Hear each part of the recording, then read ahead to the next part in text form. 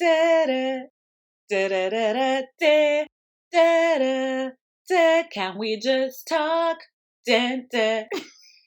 Oh my gosh, what's up, everyone? Hi, it's me. I have been so quiet and I apologize for the silence. I just had a lot of stuff going on, but your girl's back. So, hey, what's up? What's up? What's up? So, I'm going to be kicking off a mini series on communication. So, for anybody who's been living in life in general, you know how important communication is in all circles of life. So, it goes beyond relationships. But of course, we're going to stay on topic. So, we're going to talk about communication within relationships. This series is going to be based on styles of communication, and I thought I would bring this to you guys, break it into little pieces. So we'll have 4 little mini episodes covering 4 styles that I found online. Maybe there are more. If you have more, feel free to fill me in on those. Y'all know when we're about to start something, we start with a definition, okay? So let's start with defining communication. Communication is a process by which information is exchanged between individuals through a common system of symbols, signs, or behavior. Okay, so it's basically an exchange of information.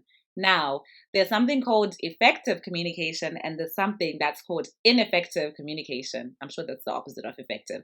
Anyway, I'm going to give you guys the definition of effective communication that I found online. Effective communication is the process of exchanging ideas, thoughts, opinions, knowledge, and data so that the message is received and understood with clarity and purpose.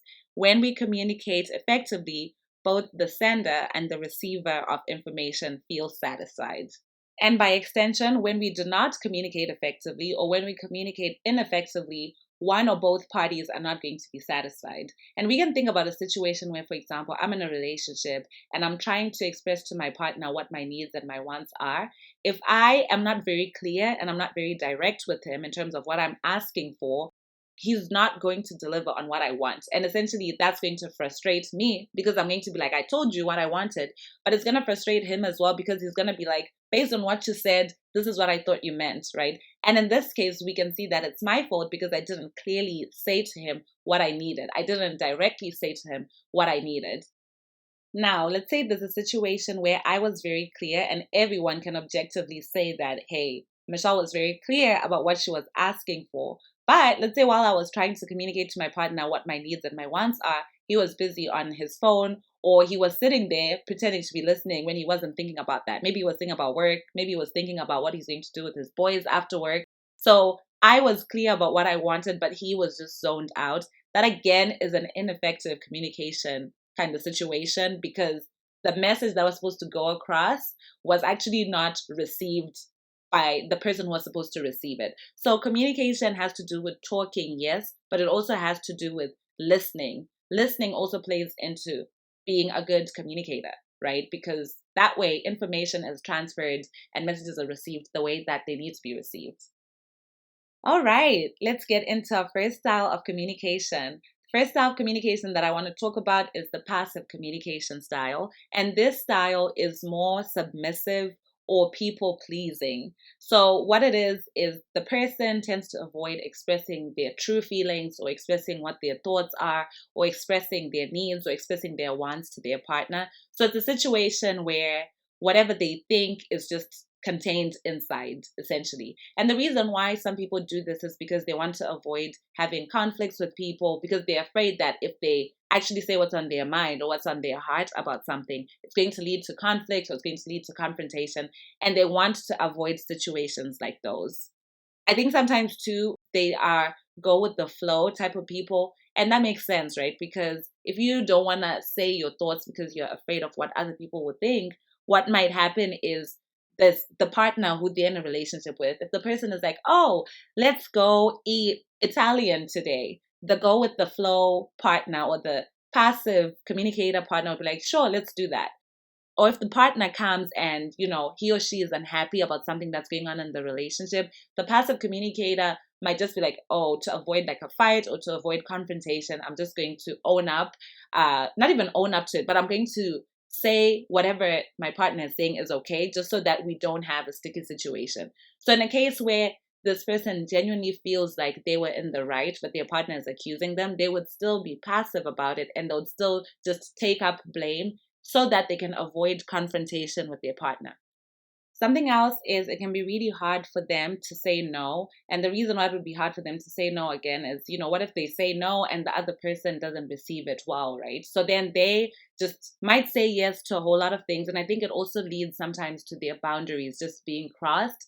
And it could be because they're not communicating their boundaries, or when they communicate their boundaries, they're not as assertive when they're saying what their boundaries are. And essentially when those boundaries are crossed, they just let people kind of walk over them just so that they can avoid conflict as well.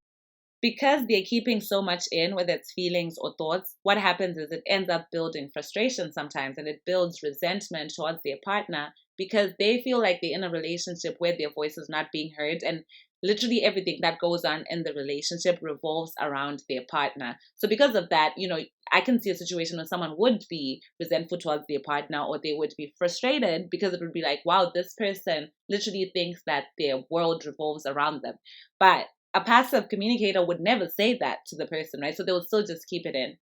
Resentment and frustration can also build on the other side as well, because the person who's in a relationship with someone who's passive could end up feeling like their partner doesn't care about the relationship, right? It's like, oh, this person is so nonchalant. Like, they don't care what I do. They don't have any thoughts. They don't have any feelings. And so it can build so much frustration if someone is constantly saying, oh, we'll do whatever you want to do.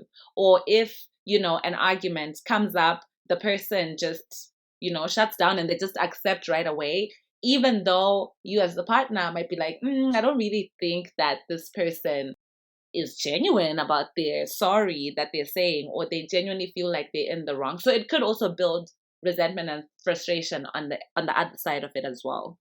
Ultimately, in relationships, it's important for both partners to be heard. And so that's why it's really important for somebody who's a passive communicator to try and push themselves out of that, so that whatever their thoughts and their feelings are, they can articulate them and their partner can hear them, so that their needs can also be accommodated. People can't read minds. So in as much as the passive communicator can just be, suffering and taking it all inside, to the other partner, they might not even see that this person is upset, because this person won't act out or anything like that. So because people can't read your mind, it's really important for you to be able to get yourself to articulate what your feelings are, and to articulate what your thoughts are and your needs are and your wants are. If someone does identify as a passive communicator, I would say there are probably resources out there. Maybe talking to a therapist could help. If it's one of those things where there's trauma that needs to be talked about to get you out of your shell, or there might be other resources out there as well that you can just try and find to get yourself to be a better communicator or a more effective communicator. If you are listening to this podcast and your partner is a passive communicator, there are a few tips that I found online that could help. So one thing that I saw was that you should give your partner a chance to speak, and you should give them a chance to speak so that you are listening. So while they're talking, don't interrupt them, and ask for their opinions as well, right? Because sometimes you might notice that, oh, this person is very passive.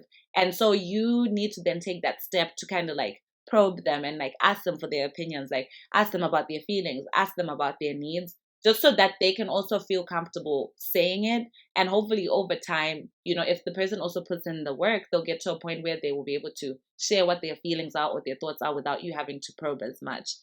Something else that I read up on is that you shouldn't be aggressive when you're dealing with a passive communicator, because if you're going to raise your voice or just do a whole lot of things, and we'll get into the aggressive communication style, if you're going to do a whole lot of these things, it's just going to cause your partner to retract further, and it's going to cause them to shut down, which is what you don't want, right? So with passive communicators, you do have to, I would say, handle with care, just so that you can get that person to feel more comfortable and confident to come out of their shell.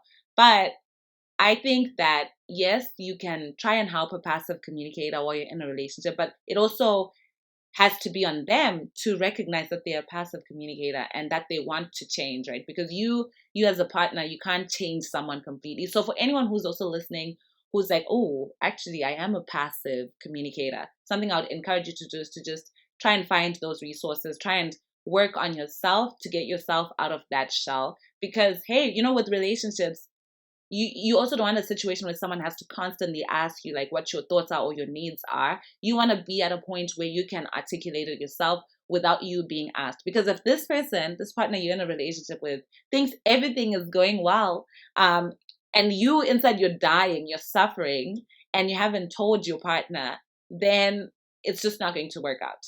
Because they think everything is going well, so they're not going to ask you to express your needs or your wants. And so they'll just continue living in a whole different world to a world that you're living in. And that's it on the passive communication style. If you have been in a relationship or you are in a relationship with a passive communicator, what are some tips you can give to someone who's in a similar situation in terms of handling the passive communicator? What are some things that you're doing that's working for you?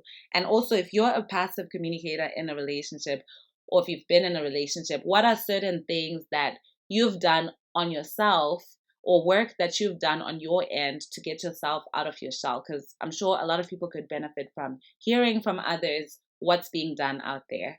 That's it for me, guys. Look out for the next episode in the series, which is going to be the aggressive communication style. Peace.